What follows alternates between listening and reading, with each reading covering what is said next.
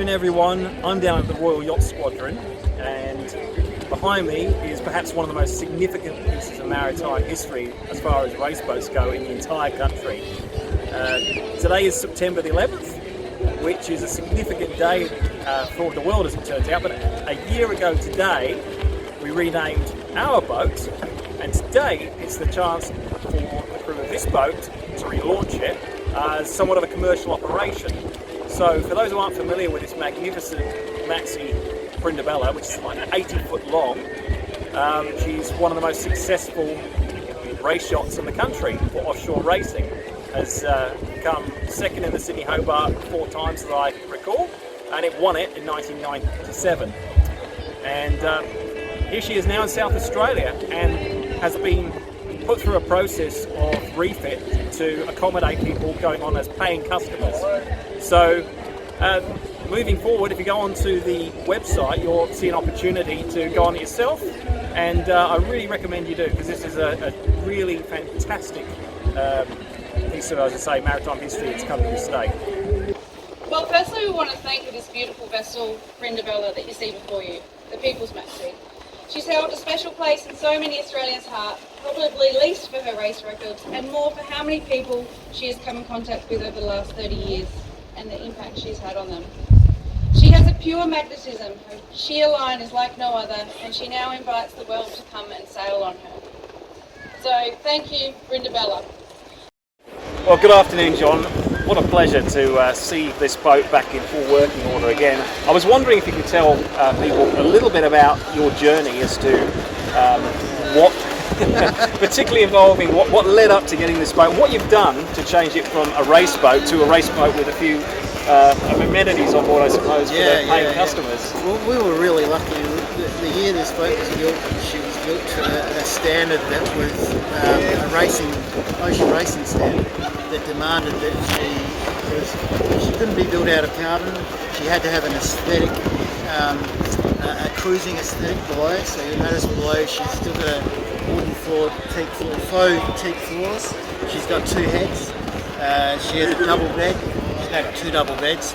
She has a galley, enclosed head. You go on a racing boat built after 93 and 94, and she has no floor. Right. So the first point is that she was actually a great platform to start with, and we haven't really aesthetically below changed her that much, except for put our mark to it. From a commercial point of view, though, we've had to do a huge amount of work. Very well maintained by previous owners.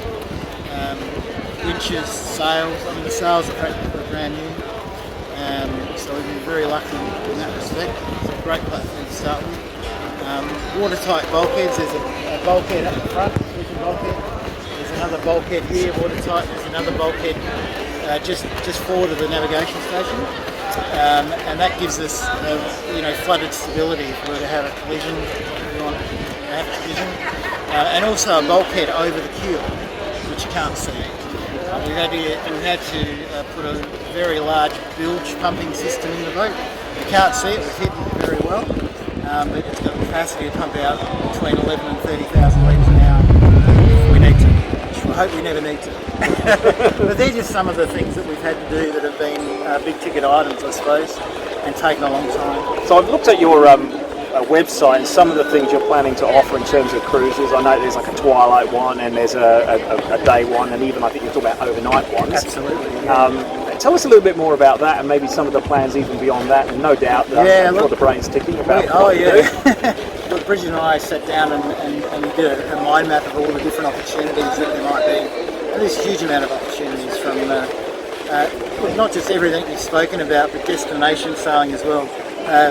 Luxury transfers, but we also want to give back a bit as well with the community, make sure that those that haven't got the $300 it might cost you to go for an exciting adventure for the day, that we can get them on board as well. We really want to do that. We want to sort of try to get the onus back on some corporates to reach out and share a charter with some less fortunate people. Well, on that subject, I was speaking to one of the gentlemen who's involved with sail training for youth at this club. Yeah. I'm sure you have extensively, and one of the things he told me is for some of their youth, what they're trying to do is involve things like Duke of Edinburgh, but also as part of the sailing on the J24s, and like you said, possibly even get a day out on Brindabella as well. They're all booked already. They're coming up on the 14th of October. We're taking them out for the afternoon and at their end of their school holiday camp and their training, so it'll be very exciting for them. Well, one last question I've got to ask is, will she ever do the Sydney to Hobart again?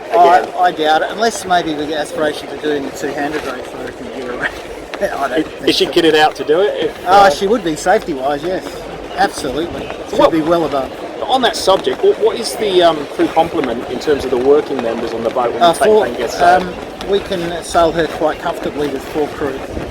So that's 1 at the helm, someone just looking after passengers, and 2 in the cockpit come foredeck, because we simplify the configuration, and she has a lot of hydraulics that help us trim sails. Well, thank you so much. You have a really good day. It's an absolute pleasure to be aboard and have a look at this great piece. It's a great day. Thanks for coming. Thank you. Yeah, no worries.